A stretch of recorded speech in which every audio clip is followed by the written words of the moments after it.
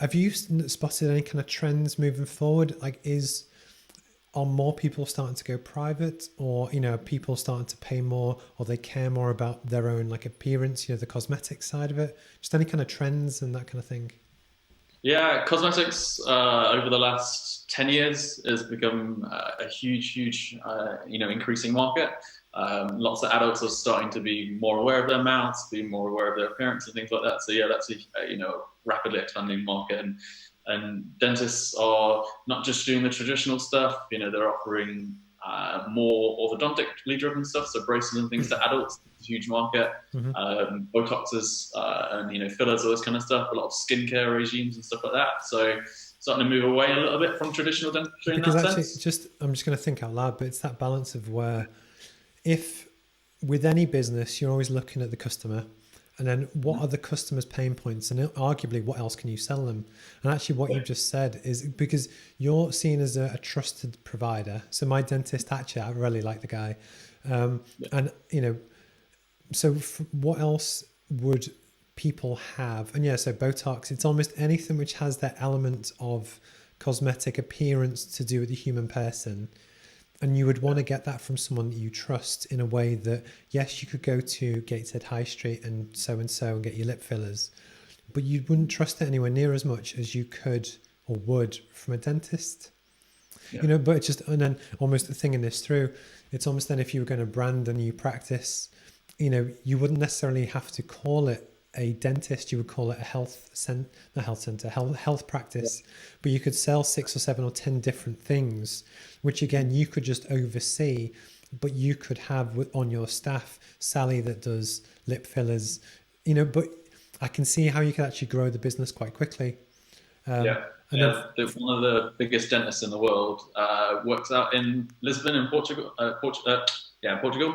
And yeah, his practice, I think, has 14 treatment rooms, and they offer everything from dental care, but all the way to,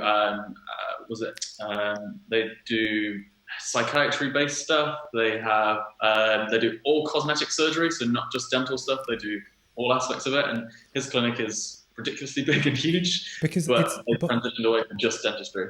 But on that point, it's a bit from a disruptive strategy point of view. It's the idea to look beyond the original sell, which is to your teeth.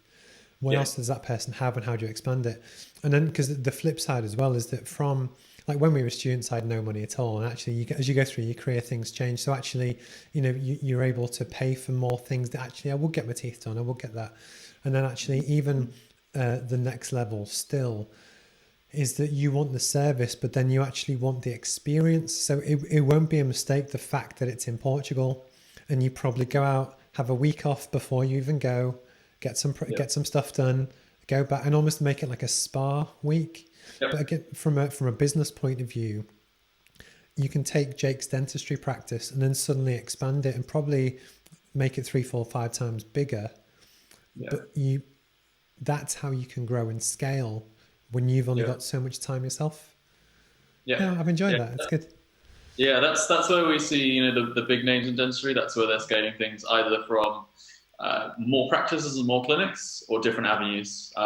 There's people that, like yourself, develop new equipment, new procedures.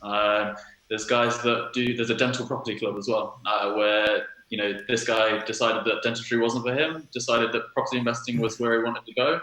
And he now runs courses and seminars on buying property. So as an absolute seamless transition, because I know we spoke offline about this. So my last guest, one of my previous guests was a guy called Charlie, who's someone I used to work with, and he went into property.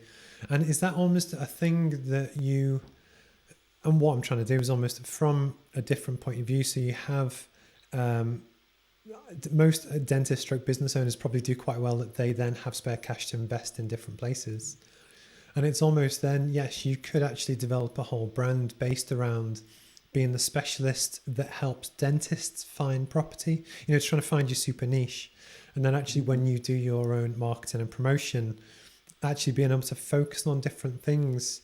There's so many avenues that someone, yourself or whoever, could actually take their career from one area and actually go into 6, 7 other things.